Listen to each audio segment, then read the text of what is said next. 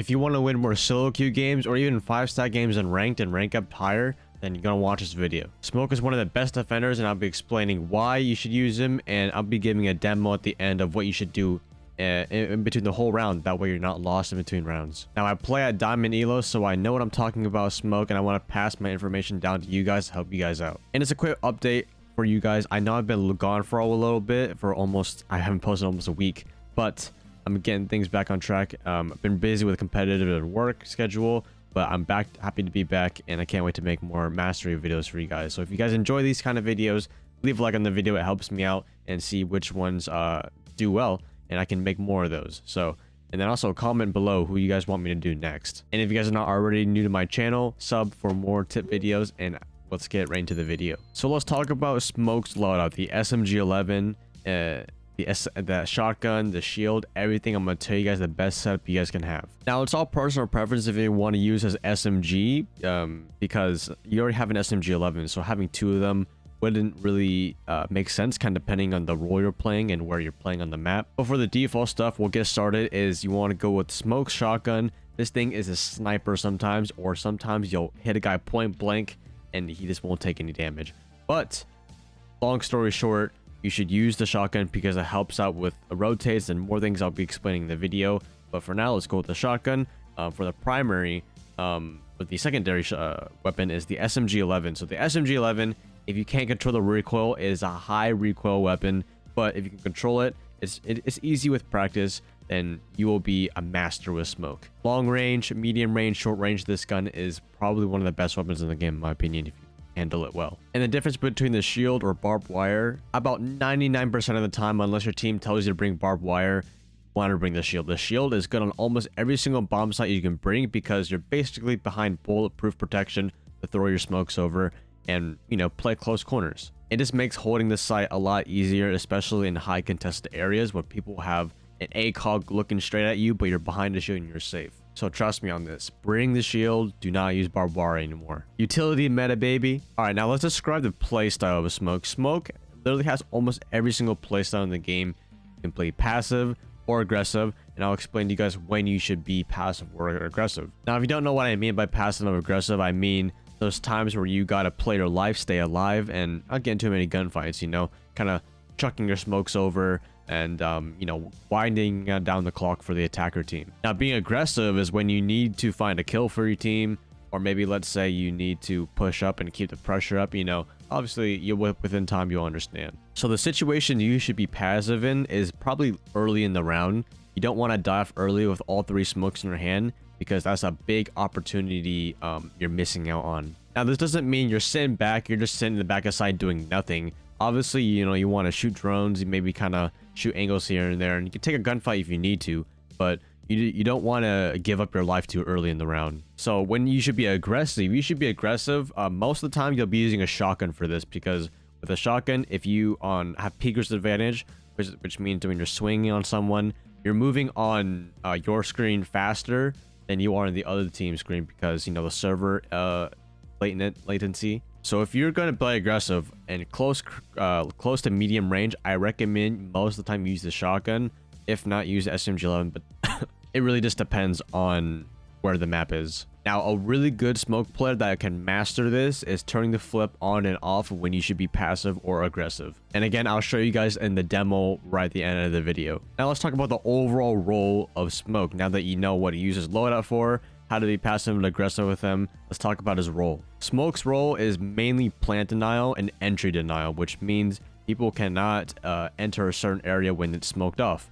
And each smoke lasts about 10 seconds, so if you do the math, 3 smokes count off 30 seconds of the round, which can be huge. That's why in the last 30 seconds, Smoke is probably the best operator to have on defense at that time. The enemy might tick off a little bit here and there. They might be like 50 HP, and the shotgun will finish them off at medium range. The thing is amazing at range. And the SMG-11 as well, high fire rate, easy headshots, you know. Now that I'm telling you to be passive, aggressive, to use your smokes, now where should you actually like sit throughout the round? And again, at the demo, at the end of the video, I should be showing you guys kind of all the positioning you should have. But the general idea is that you want to kind of get used to the positions that Smoke is powerful in, such as places you can throw smokes in to play close quarter and have your shotgun out for easy kills, that you have the advantage in that gunfight. And a big thing that I haven't talked about yet, which is extremely important, is the prep phase that you do. This is things like making rotates, which is basically making holes in between sight, that way you can team move around faster.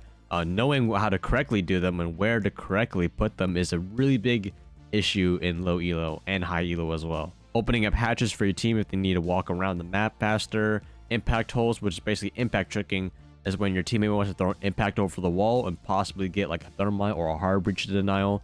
A shotgun can really do it in one shot basically. And also just creating angles, head angles, foot angles, basically anything in the game that requires soft breach. And within time, and I'll be making videos about this, about like correct holes to make with smoke, rotation devices, all that kind of stuff. All right, so we reviewed everything, how to master smoke, to your loadout, your play style, and the role of playing smoke. Now let's all bring into a demo and show you guys the finished product of mastering smoke. All right, so now we're gonna hop into a custom game and I'm gonna show you guys everything you need to do. All right, so I chose Coastline because Coastline is probably the biggest, the greatest example I can give you guys, and it'll be really easy to show you guys of how smoke can correctly be played. So in the first time, like I said, we're making the rotates for the team, getting the right reinforcements. Now, as a smoke, you're making a lot of holes, you're doing all this for your team, so most of the time you shouldn't be the one reinforcing too much. So a good one to make with the smoke is using the crosshair. Use the crosshair a lot to help you out a little bit. So usually this is the setup I would do. This is a hole to make throw smoke grenades over safely without the enemy you know, seeing you too much. But the reason I made one like this, because if it's vaultable, it just helps have more cover for you, and you're able to just move around the map quicker like this instead of having to crouch through that. So like I said, really learning how to make smoke rotates efficiently, not just like, you know, randomly shotgunning through. I mean, that can work, but it's really good to stay consistent with your rotates, so then you can make holes between the sites, all that kind of stuff, have all this reinforced. Now it's 10 seconds to the round. You've already made all the rotates. And then some decent shield spots, like I said, highly contested areas like hookah door. You'd also put a shield setup for like VIP, because remember, this is a pretty contested hallway, right? So this shield kind of helps out. So a good spot for you to be playing is behind these covers, right? That way you can throw smoke grenades over, because a common plant spot is usually close by Aqua. You can smoke off 90 here. So it's a really popular spot for smoke to play because it's really efficient. Also, playing top cool vibes, you can smoke off there. See, you see how when I'm in positions where I'm not fully exposed to common angles, but I can also like quick peek my smoke, you know, stuff like this. I can throw my smoke safely and have my shotgun ready to fight.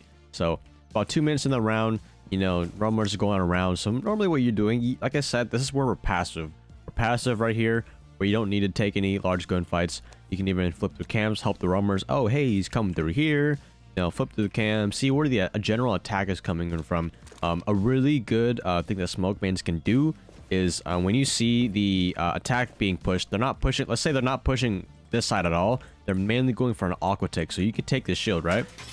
Depending on their push, you can you know, rotate it here, you know, just decent stuff like this. But if they're pushing aqua, I mean, this shield is not that bad, but the whole point is of rotating shields and learning like the good spots to play them. So now the clock is slowly winding down. Let's say it's a 4v5, something like that, and a teammate just got picked down. I hear someone walking up the stairs. I can swing with a shotgun. The only risk with swinging with a shotgun is, you know, you have 3 smokes in your hand. Could have used, but otherwise it really does not matter if you're confident winning that gunfight. So like this, playing it passive, like somewhat passive aggressive, is kind of going like this, like strafing left and right with a shotgun, swinging out, because this is where you can get aggressive. Let's say, you know, 3v5, right? They're about to hit sight soon, but you hear someone down here. This is where you can get aggressive, swinging with a shotgun, getting aggressive, and getting that pump shot in and killing the person down there. Or maybe it's using your smokes aggressively. Now you see how 30 seconds to the round. So a good position is if they're trying to push aqua.